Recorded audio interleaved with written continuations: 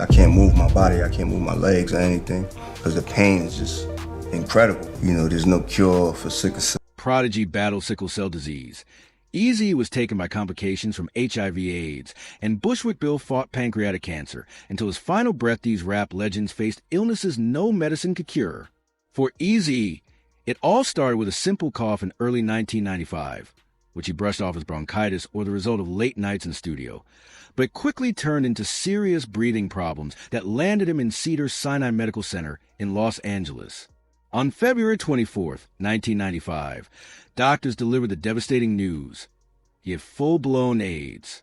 It wasn't an early-stage diagnosis.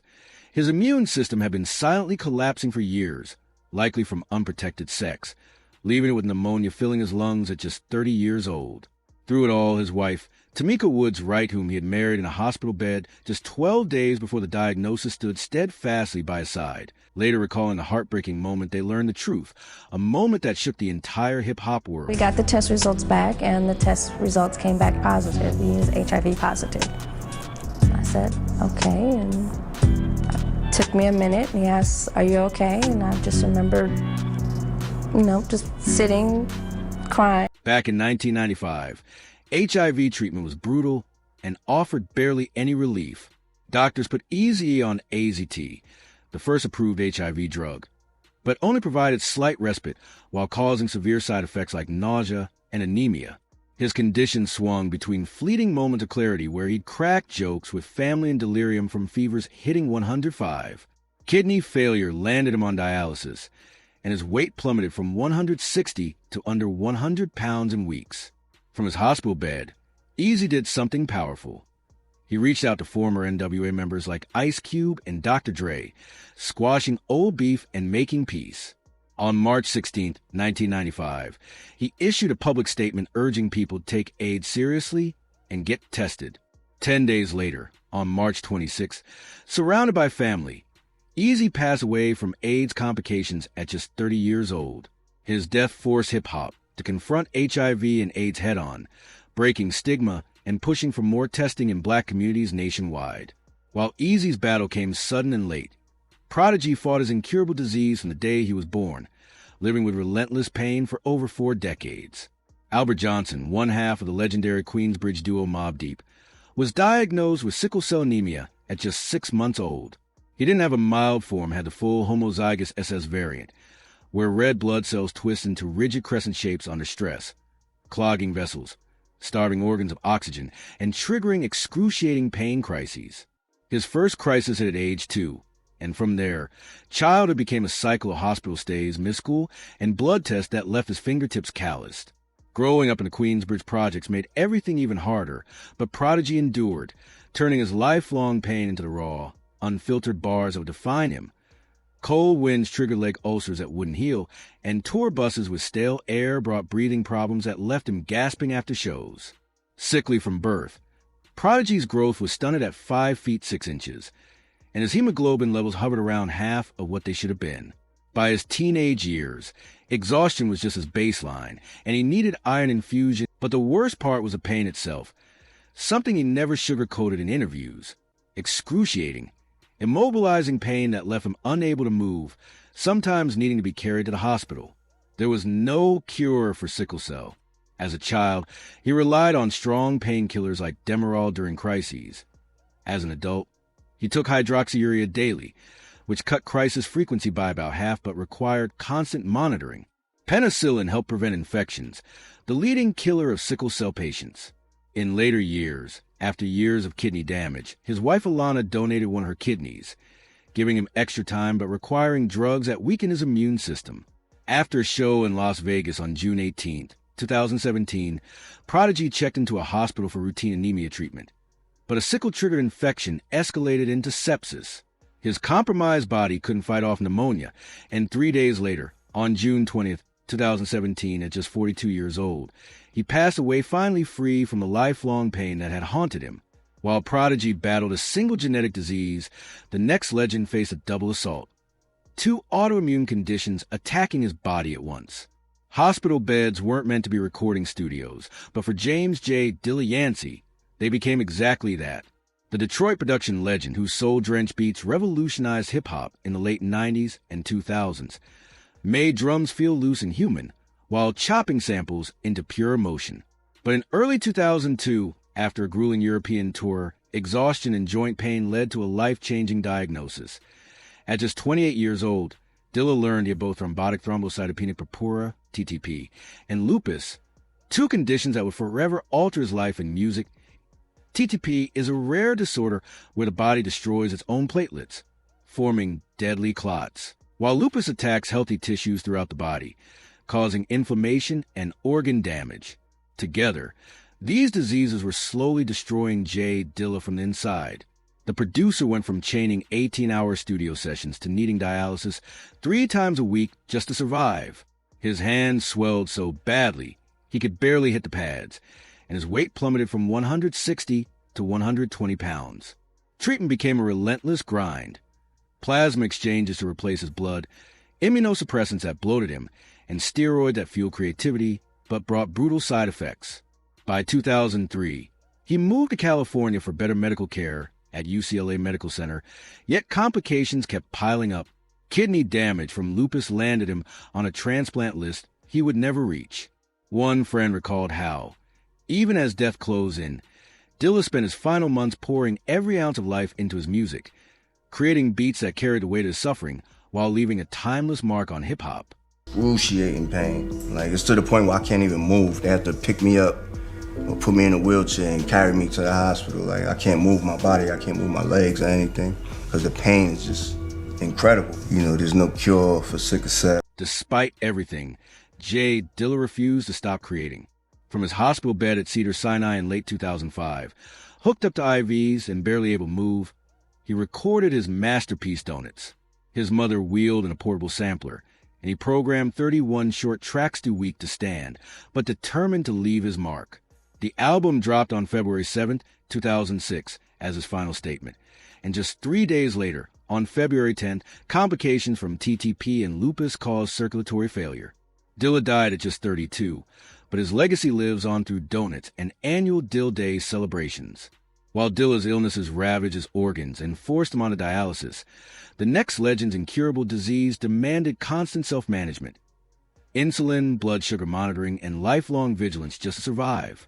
Malik Isaac Taylor, known as F-Dog, one half of a tribe called Quest, earned the nickname Funky Diabetic after being diagnosed with type 1 diabetes at age 19 in 1990, just as the group was blowing up. The diagnosis turned what should have been a celebration into a daily battle.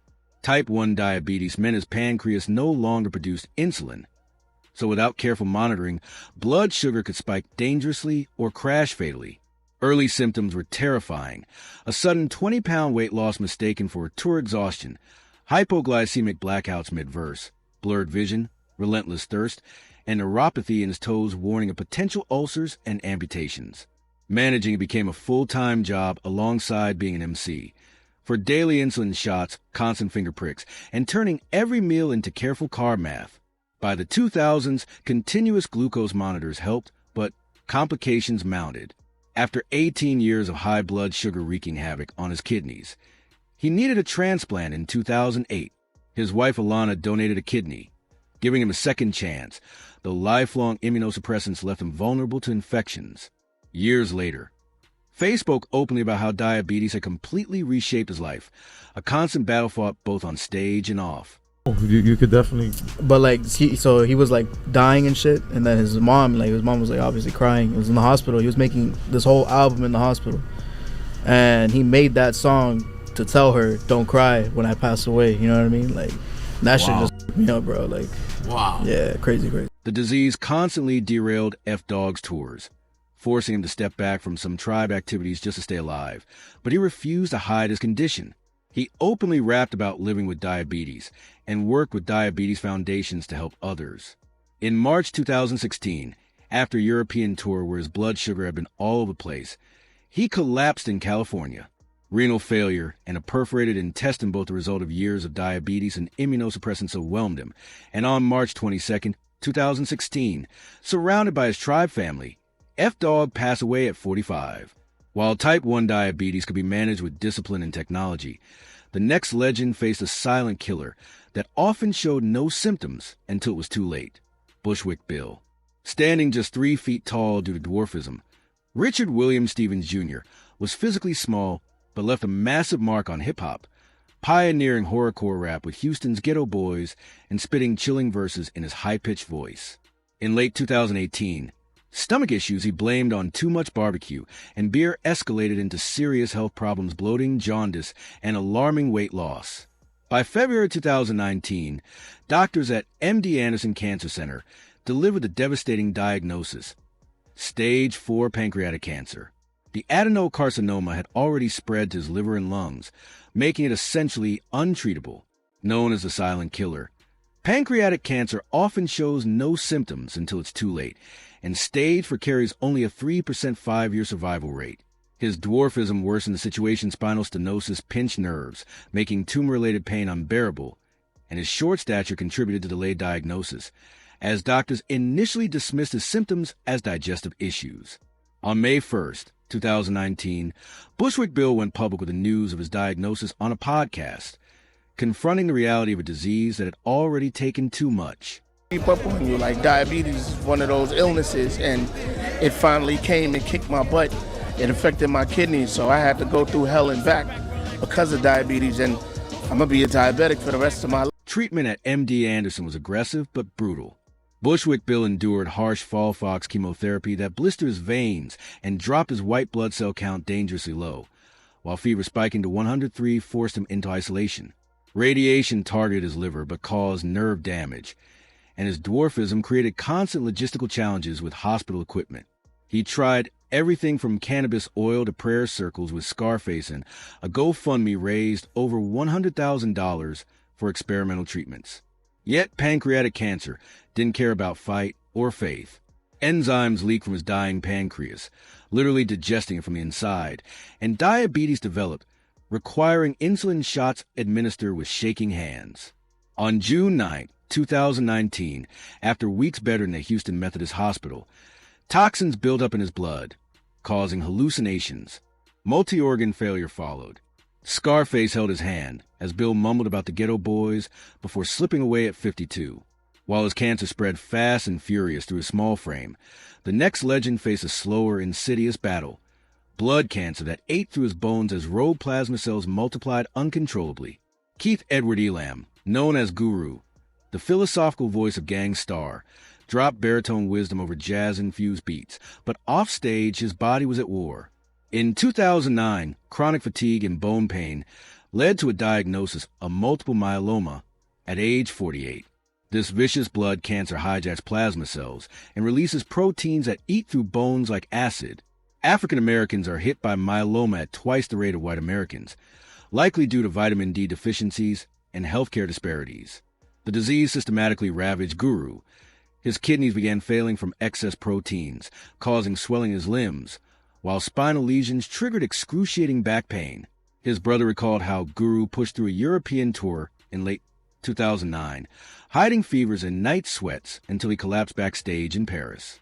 By January 2010, the cancer had completely overtaken his bone marrow, leaving his body a battlefield as his mind remained sharp and lyrical. Treatment for Guru was brutal and ultimately hopeless. High-dose chemotherapy with drugs like vincristine and doxorubicin scorched his veins and caused nausea so severe he could barely sip water.